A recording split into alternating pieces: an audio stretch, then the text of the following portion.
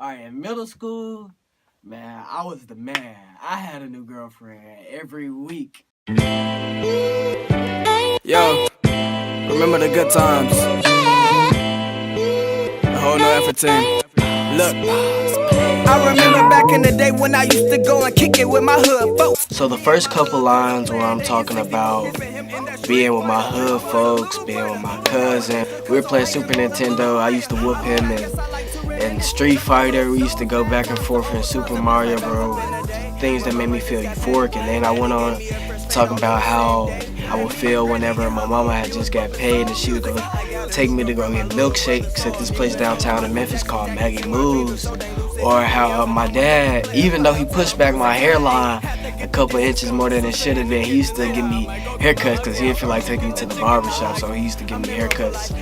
And after that, I go into talking about how Michael Jackson's jackets. Michael Jackson was my idol when I was little. Ever since I was little, I wanted to be Michael Jackson. I didn't want to be like him. I wanted to be Michael Jackson. So I had dreams that I was dancing with him, dreams that I was there with him, actually being there. So I was really hurt whenever he passed, but that's what I was talking about there. And just bumping soul music with my grandma and her old burgundy maroon Buick. That Buick is probably older than me. It's an old Buick Roadmaster, and we used to just go everywhere. She'd just be playing soul music.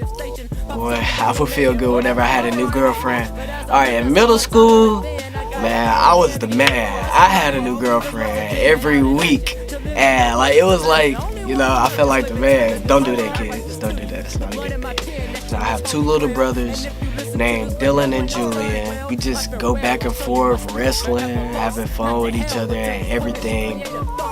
And it's just, all these thoughts, they're like puzzle pieces. The devil wants you to feel disillusioned. He wants to feel you confused. He messes up that puzzle. He messes up the puzzle of your mind. But when you take all these good memories and you have an optimistic attitude, it's like putting the puzzle pieces together. Pretty much it's just a play on words, because it's like this is about rewinding, remembering and reliving all things that you've been through without life.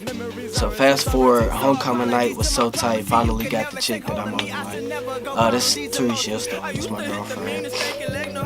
And she shot me down. We're gonna get that out the way first. She shot me down first. But then eventually she came back around. She was like, we were like this. This was my best friend. She's like, you want to go to homecoming with me? Now, I could say that I acted all cool and was like, yeah, but your boy was giddy. Your boy felt the type of way. So I was like, it would be my honor, all that romantic stuff. But finally got the chick that I more than like. She didn't know that yet, and she didn't need no spoiler cast. She watching season 9 and season 12, so that plot hold it back. Season 9 and season 12, what that's a reference to is the fact that we started dating September. That month is the 9th month. September 12th, so that's season 12. And so at the time and point, which was right after we started dating, she didn't know the love that I had for her, even though I knew it. Apparently all my friends knew it, no matter how much I tried to deny it. But she didn't need to know that yet. So that season 9 and season 12 is a reference to the day that we started dating. And then I go into the moral of the story. Yeah, the glass will crack, but the image you see through it stays intact. So hold on to the life, the love, the laugh. I guarantee the enemy can never take that, and that's facts. What that is pretty much saying is your mind is like glass. Your mind is like a mirror almost. Your mind is a reflection of all the things that you've been through, all the things that you've seen and witnessed, and it's just a reflection of your life. It's easy, so very easy for your mind, and that glass just shatter like that. But the images you see through it, everything that it reflects will always be there. You can't, your mind can break, but you can never go back and change what it is that happened so many years ago, or change what happened yesterday, or change what happened 5 seconds ago even. It's gonna stay that way. Now, the glass is gonna crack. There are gonna be hard times. There are gonna be trials and tribulations for you to go through in life. But as long as you remember their reflection, that's what's important, because then you can always put those pieces back together. This song was about the memories that you have, the memories, if you hold on to them the way that you're supposed to, remembering those good times should never let your mind go. It should never let you drown in your sorrows. It should never let you drown in the depression you're going through. My name is Loque. We gonna figure that out later. And this has been Rewind. Alright, don't go nowhere. Due to the length of this man's testimonial, we have no more time. Just forget the rest of the verse. He didn't spoke for like 50 minutes. So we'll catch you on part 2 of my verse. This ASAP Rocky right This man here. to take all the time. This ASAP. We're done here. ASAP Rocky gonna be on the next track. Nah, you done. See, he's still talking. He can't stop talking. Oh my God. We're done. We're done here. All right, pack up everybody. My mama said I could talk to you legit. All right, just wrapped up studio sesh. How you feel? How you feel, Loque? I'm ugly. I low-key been ugly for my whole life. I like low-key. It kind of, I'm Loque. Why it look like we in Twilight World right here? Why it look so gloomy outside? It looked like we in Deathly Hallows Part 2. Bro, this shot though? Voldemort finna come out of nowhere. Oh, I like that. That's like super high def. All right, that's enough of you. That's enough of you. I'm gonna need you to hold the camera though. What's up, y'all? It's Ahmad Thomas. So we're gonna get right into it. Let me take you back to a time when I thought everything was a game. It basically follows the theme of the story and the theme of our whole crew. Before we had a vision, before we had a true idea where we were going, it was just ambition and talent and dreams. And I was young, just playing around, not sure where I was gonna go. I mean, I had dabbled in acting and not really filmmaking, but I wasn't really directing where I was gonna go in my future, right? Take you back to a time, thought everything was a game, say the line, whatever. Went for Lil Wayne and thinking my feelings were the same. It's just, I used to listen to Lil Wayne a lot when I was young. I think in whatever he was saying, his songs, like, hey, I'm just like that, blah, blah, blah, blah. Just say the line. It's just, trying to put you in the mood, trying to take you back, paint a picture of what I'm talking about, taking us back, rewinding back to the old days, Got me my first squeeze, I had Shawty on her knees. Basically, it's a play on words. It has a double meaning, all right? You could take it as the physical sense, with the girl, maybe she's on her knees begging for you, whatever, but the true meaning was my first love was acting. It's my first true love, and then it has a double meaning as if it's like your girl or the first one you love, the first one you have a passionate or intimate relationship with. I like to think of my relationship with the camera, in the editing room, acting, everything filmmaking, everything entertainment-wise is a passion. I have an intimate relationship with it, So that's where I was going with that. Wasn't unmotivated, but I had no way to succeed. All right, so I wasn't without drive. I wasn't without ambition or talent. It's just I had no feasible way to get there. I had no idea how I was going to pursue that, how I was going to physically get from point A to point B. And now I'm starting to discover that, working with cameras, working with different artists, and this is basically showing a progression from the old ways to the new ways, how we're growing, how we're maturing, what's different then than now. And we're not dogging on what we were before, we're just praising what we've become now. Stuck in my own device, implicit consciousness was my creative station, all right? Now, at first it seems like kind of an abstract line, but when you think about it, stuck in my own device, my own plan, stuck in myself, what I was gonna do to succeed is being obsessed with the grind, with the camera, with entertainment and film.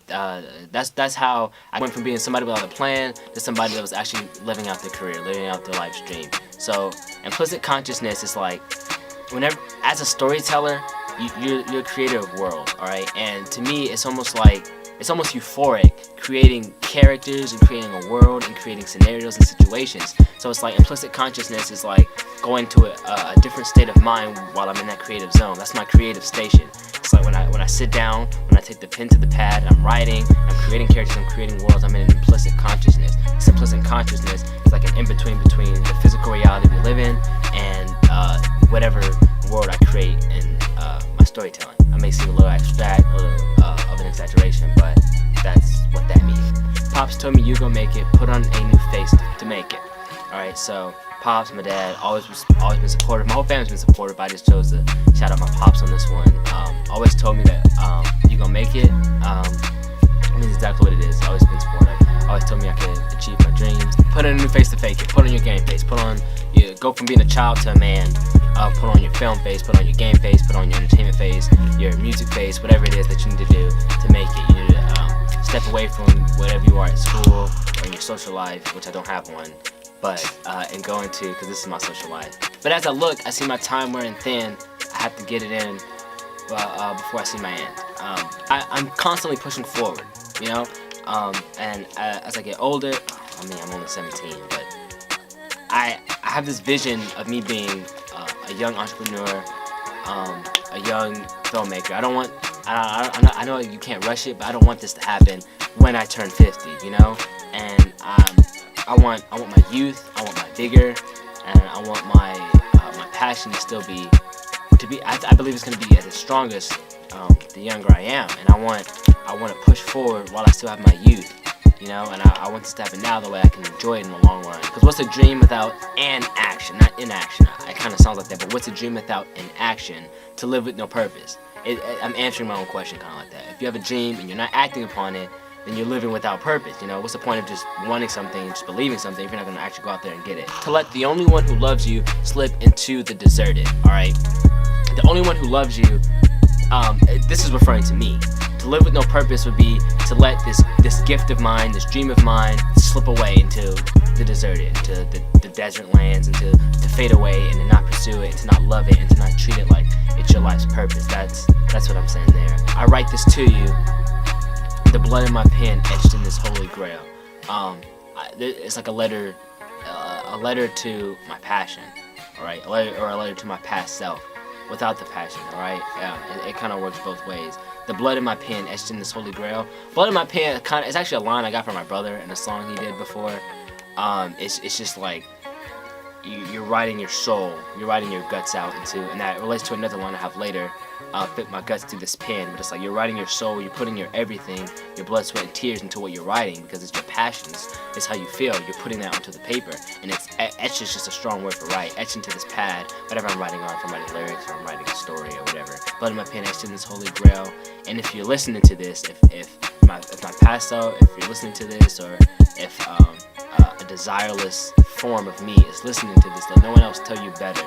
That this is my farewell to you. This is my farewell to the Ahmad without a purpose, without direction, and without the career that he's living into right now. This is my farewell to you. My spirit's forever lost, not to hell, but to these punishing creative thoughts. I'm not being taken by a demon. I'm not being possessed or nothing like that. This isn't the what do you call this thing? The exorcism of Emily Rose. You know what I mean? I'm no longer you. All right. I no longer have no purpose.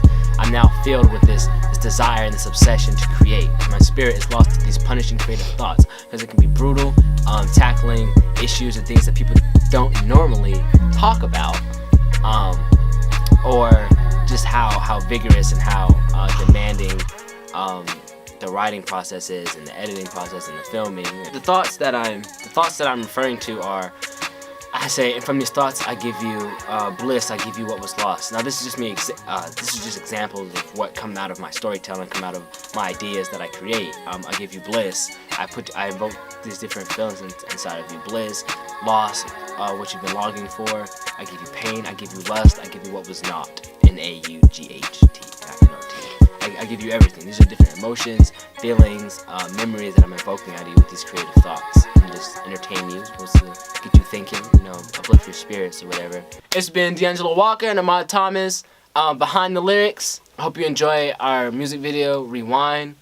Support us in this journey to create a new lifestyle, to inspire others and share our creative vision with you.